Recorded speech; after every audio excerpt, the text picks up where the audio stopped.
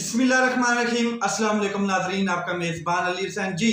As expected, जैसा कि समझा जा रहा था, सोचा जा रहा था और जो तवक्को थी उसी के मुताबिक जस्टिस याह्या अफरीदी साहब का नाम और उनका नोटिफिकेशन जारी कर दिया गया है as chief justice of Pakistan, यानी कि chief justice of supreme court के तौर पर। अब याह्या अफरीदी साहब जो है वो सीनियर मोस्ट ट्रीन जज नहीं है, क्योंकि उनसे ऊपर दो जज और थे। एक जस्टिस मुनीब अख्तर थे और उससे ऊपर फिर जस्टिस मंसूर अली शाह साहब।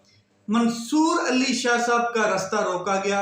ये तरमीम जो है ये 25-26 अक्टूबर के बाद भी हो सकती थी और इस तरमीम को जिस तरीके से लाया गया और उसकी जो जल्दी थी वो सिर्फ यही थी कि एक अदलिया को कंट्रोल किया जाए, दूसरा अदलिया के ऊपर अपना चीफ जस्टिस लाया जाए और तीसरा जस्टिस मंसूर अली शाह साहब का रास्ता रोका जाए।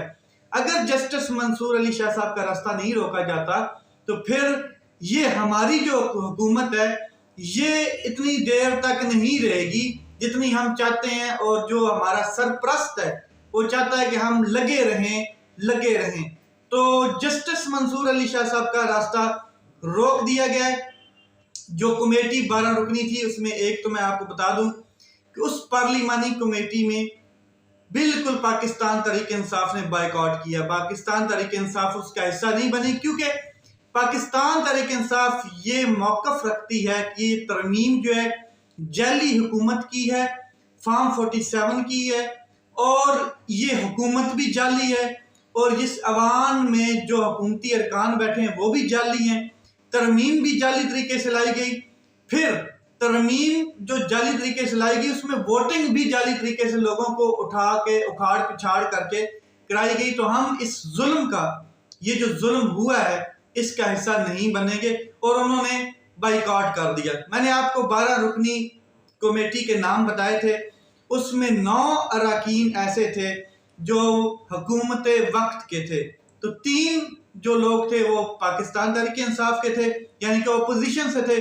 तो सोचा समझा प्लान और पहले ही समझ लिया गया था कि ये जो कमेटी है इसका एक ही फैसला है और वो यही है कि याह्या अफरीदी साहब अगले चीफ जस्टिस ऑफ पाकिस्तान है। यहां पर मैं आपको एक बात बता दूं कि मौलाना फजलुर रहमान गए, डेलीगेशन एक गया और वो बैरिस्टर गौर साहब को बड़ा मनाने की कोशिश की कि आप इस कमेटी का हिस्सा बने। स्पीकर कौमी असम्बली भी वहां पर मौजूद थे, एहसन इकबाल साहब भी थे, तो उन्होंने मानने से इनकार कर दिया। उन्होंने कहा हम इस कमेटी से बाइकआउट करते हैं, हम उस हलफ से भी बाइकआउट करेंगे जो हलफ याह्या अफरीदी साहब ने 26 अक्टूबर को लेना है, उस हलफ में भी हम शिरकत नहीं करेंगे, उससे भी इनकार करेंगे। अच्छा, यहाँ पर बड़ी अहम तरीन सिचुएशन ये है कि जो स्पेकुलेशंस थी वो ये थी कि जस्टिस याह्या अफरीदी रिक्यूज कर जाएंगे, जस्टिस याह्या अफरीदी इनकार कर देंगे कि मैं जो है वो चीफ जस्टिस नहीं बनना चाहता और मेरी अभी सर्विस पड़ी है और मेरे से सीनियर तरीन जो जजेस हैं उनको बनाया जाए। लेकिन जो स्पेकुलेशंस थी, जो इस तरह की रोमर्स थे, वो सारे दम तोड़ गए।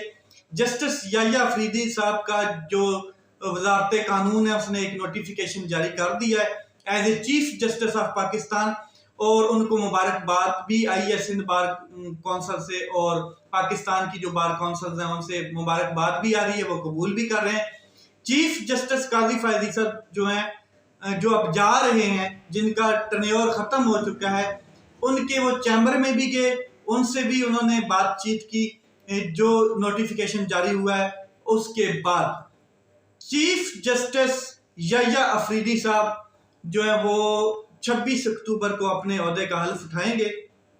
अब देखना यह है कि याह्या अफरीदी साहब हल्फ उठाते हैं या नहीं उठाते हैं, अभी ये कन्फर्म नहीं है कि हो सकता है याह्या अफरीदी साहब कह दें कि जनाब मैं हल्फ नहीं लेना चाहता, मेरे से ऊपर जस्टिस मंसूर अली शाह साहब का हक है जो आपने डिमोलिश कर दिया है। तो जस्टिस याह्या अफरीदी साहब 5 साल अपने जाया करेंगे, 3 साल कि चीफ जस्टिस तो वो रहेंगे, मगर उनकी टोटल सर्विस थी वो 8 साल रहती थी, जिसमें से 5 साल उनके खत्म हो जाएंगे अगर वो चीफ जस्टिस के तौर पे काम करते हैं।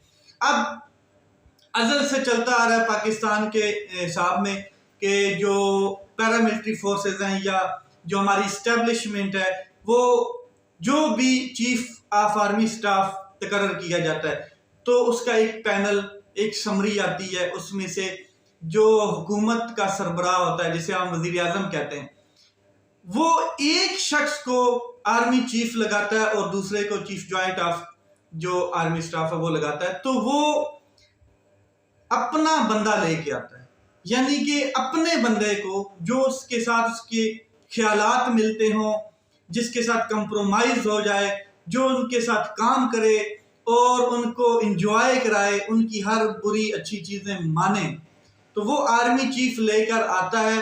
नवाज शरीफ साहब ने ऐसे किया, अपना आर्मी चीफ लेके आया, ऊपर वाले सुपर सीट हो गए और उन्होंने रिजाइन कर दिया।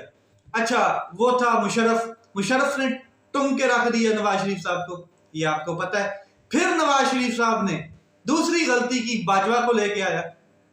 बाजवा को जब लेके आया तो तब भी ये सोचा जा रहा था कि नवाज शरीफ साहब अब 5 साल हुकूमत पूरी करेंगे, 3 साल 2 साल के अंदर उसको भी रगड़ के रख दिया गया। बाजवा ने उसने रगड़ा सही करके और नवाज शरीफ साहब पहुंचे लंदन। अब कियानी साहब जो हैं वो जरदारी साहब लेके आए और 2 वजीर आजमों को कियानी साहब ने घर भेजा। 2 वजीर आजम, एक रेंटल पावर राजा परवेज अशरफ और दूसरा यूसुफ रजा गिलानी जो है वो नायल हुए। 2 जो पीपल पार्टी के वजीर आजम हैं उनको घर भेजा गया। यहां पर भी अब अदलिया में भी यही काम शुरू हो चुका है। इस तरमीम के बाद ये अपना जज लेकर आए हैं और ये जज पठान है। याह्या अफरीदी जो है ये पठान है। फिलहाल तो उसको कंडक्ट के ऊपर कोई बात नहीं की जा सकती, उन्होंने अपना साफ शफाफ कंडक्ट रखा है, किरदार उनका बिल्कुल साफ है। लेकिन अगर सटक गई खान साहब की, यानी कि पठान साहब की, तो फिर वही हाल होगा जो नवाज शरीफ साहब अपना बंदा लेके आते थे तो उनका बेड़ा गर्क करके वो चला जाता था। तो ये नहीं सोचा जा सकता, ये नहीं कहा जा सकता कि याह्या अफरीदी बिल्कुल इनके साथ कंप्रोमाइज होंगे। अच्छा, यहाँ पे मैं एक चीज और बता दूं कि जो जस्टिस मंसूर अली शाह साहब हैं उनके हवाले से ये कंफर्म खबरें हैं कि उनको एस्टेब्लिशमेंट की जानिब से दावत दी गई कि आप हमारे साथ मीटिंग करें। जो बीच में मीटिंग कराने वाले ब्रोकर होते हैं, जो दलाल समझ लें, जो कॉमन लोग होते हैं कि एस्टेब्लिशमेंट के साथ इनकी एक आध मीटिंग करा दी जाए, लेकिन जस्टिस मंसूर अली शाह साहब ने बिल्कुल मीटिंग नहीं की। वो नहीं चाहते थे कि मिसकंडक्ट के मुर्तकिब हों। उन्होंने बल्कि काजी फायजीसा साहब को भी ये बात बताई कि जनाब मुझे एस्टेब्लिशमेंट की जानिब से मीटिंग के लिए कहा जा रहा है तो मैं इसके हक में नहीं हूं। ये वो चीजें थी जिनकी वजह से एस्टेब्लिशमेंट को समझ आ गई कि जस्टिस मंसूर जो है ये हमें मतलब कि हमारी बात नहीं सुनेंगे और जो हम करना चाहते हैं, जिस किस्म की हमारी प्लानिंग्स हैं, उनके ऊपर तो ये काम नहीं करेंगे। जिस तरीके से काजी फायजीसा साहब ने मुस्लिम लीग नून और पीपल पार्टी और जितना रिलीफ दिया है, जिस तरीके से उनके लिए वफादारियां और जो काम किया, ऐसा जज कभी मिलेगा नहीं मुस्लिम लीग नून को। अच्छा, यहां पर एक और चीज थी कि अगर याह्या अफरीदी साहब रिक्यूज कर जाते हैं तो फिर जस्टिस अमीनुद्दीन जो है उनको लाया जाएगा।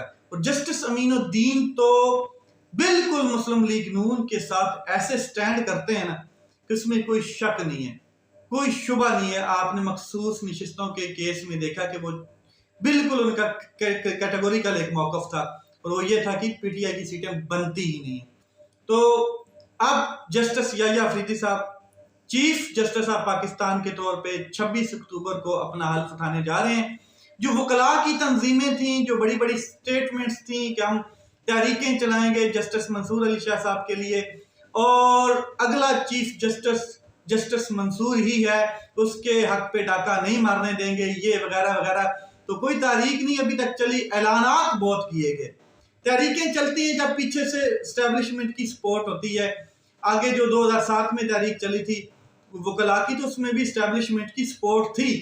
तो फंडिंग होती है पार्टीज की जानब से, सियासी पार्टीज की जानब से पैसे आते हैं, तब तो क्या अब जो तहरीक चलेगी वकला की, उसको फंड कौन करेगा? एस्टैब्लिशमेंट तो नहीं करेगी, तो सियासी जमातें भी नहीं करेंगी, तो कौन करेगा? तो ये अब जो हो गया है सो हो गया है। आगे देखना ये है कि क्या बनता है। जस्टिस मंसूर अली शाह साहब सीनियर है, जस्टिस मुनीब अख्तर साहब सीनियर है, उनको रिजाइन नहीं करना चाहिए किसी हालत में भी, क्योंकि ये जो काम किया गया है तो कमेटी का तो वो हिस्सा बनते हैं, फिर भी जो प्रैक्टिस एंड प्रोसीजर कमेटी है उसका हिस्सा बनते हैं। और एक चीज और, कई केसेस उनके सामने ऐसे आएंगे जिसमें आईनी केसेस भी होंगे और इन्हीं लोगों के केसेस होंगे, तो वो अपना एक स्ट्रॉन्ग मौकफ रख सकते हैं। तो उनको रिजाइन नहीं करना चाहिए, वरना अगर वो रिजाइन कर जाते हैं तो फिर इनके लिए मैदान खुला है। अब चलते हैं, बात करते हैं बुशरा बीबी के हवाले से। बुशरा बीबी की जो जमानत है तोशाखाना 2 केस में, वो जस्टिस मियां गुल हसन औरंगजेब जो है इस्लामाबाद हाई कोर्ट के, उन्होंने मंजूर कर ली है और 10 लाख मुचलकों के इवज ये जमानत मंजूर की गई है। अच्छा, अब सवाल यहाँ पर ये पैदा होता है कि क्या बुशरा बीबी को किसी और मुकदमे में अरेस्ट कर लिया जाएगा या उनको रिलीज कर दिया जाएगा? पाकिस्तान तहरीक इंसाफ की जानिब से कहा गया कि अब तो और कोई केस बचा नहीं है, ये तोशाखाना 2 ही था। तो इस हवाले से ये है कि पाकिस्तान तहरीक इंसाफ के कारकुनान अडयाला जेल के बाद पहुंचे और बुशरा बीबी जो है वो रिलीज होने जा रही हैं, उनका इस्तकबाल किया जाए।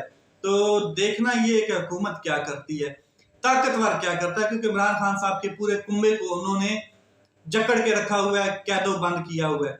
अब बात करते हैं कासम रिंजो साहब की। ये वो शख्स है जो बीएनपी यानी कि अख्तर मैंगल की पार्टी का था और सेनेटर है, और इसको काबू किया गया और इसने वोट दिया अख्तर मैंगल के अगेंस्ट, उसकी पॉलिसी के अगेंस्ट। इसकी 2 प्रेस कॉन्फ्रेंसेज हैं, 2 स्टेटमेंट हैं। एक में वो कहते हैं कि मुझे एस्टैब्लिशमेंट ने उठाया, नामालूम अफराद ने उठाया और 4 दिन अपने पास रखा, तशद्दुद किया, मुझे खाने खिलाए, मैं बीमार था, अस्पताल भी लेके गया और उन्होंने कहा कि आपने वोट देना है। मैंने वोट दिया। ये सारी उन्होंने एक्सपोज की, ताकतवर की जो भी चालें थी और साजिशें थी और जो कंडक्ट था। तो कुछ ही दिन के बाद एक और स्टेटमेंट आती है कि नहीं जी, ये अख्तर मैंगल साहब ने मुझे कहा था और उनके कहने पे, उनके प्रेशर में मैंने ये बयान दिया। ये जो पहली स्टेटमेंट थी वो उन्होंने दिल से दी थी और जो आखिरी स्टेटमेंट थी वो उन्होंने दोबारा उसी एस्टैब्लिशमेंट के कहने पे दी कि आप हमारे खिलाफ इस तरह की बात कर रहे हैं, आपको पता नहीं है कि हमने फिर क्या करना है।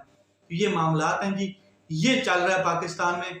जो जजेस अपने हक के लिए नहीं खड़े हो पा रहे, जो जजेस अपने आप को इंसाफ नहीं दे पा रहे, बनता तो ये था कि जस्टिस याह्या अफरीदी के नोटिफिकेशन के बाद जो अंदर सारे जजेस थे वो मुतहद हो जाते और वो कहते कि ये गलत है, ये गलत है।